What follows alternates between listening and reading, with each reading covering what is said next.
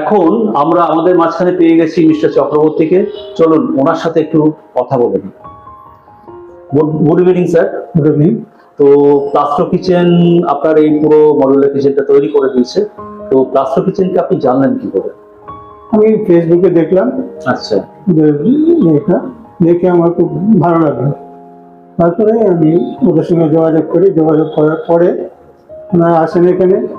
আসার পর আমি ওনাদের সঙ্গে কথাবার্তা বলে আমি খুব স্যাটিসফাইড হই এই ব্যাপারে।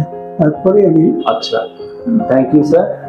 আর এখানে দেখুন প্লাইউড উড 90% কেসে কিন্তু এটাই এখনো ইউজ হচ্ছে এই বাংলায় যদি ধরে দিই। তো পপুলারিটি যদিও বাড়ছে, কিন্তু এটা খুব একটা চ্যালেঞ্জিং ব্যাপার to take decision to make kitchen বা এনি ইন্টেরিয়ার ফার্নিচার বা ইউপিভিসি। ইউপিভিসি কি কেন বাঁচবে? ইউপিভিসিটা আমি ওদের কাছ থেকে জানলাম যে এটা টার্মাইট প্রুফ, তারপরে এটা ফায়ার রেজিস্ট্যান্ট। হ্যাঁ, তো এইসব কারণে আরো কিছু কিছু ফ্যাসিলিটিস ওনারা বললেন, যেগুলো শুনে আমার খুব ভালো লাগলো। তারপরে আমি এই ব্যাপারে রাজি হলাম।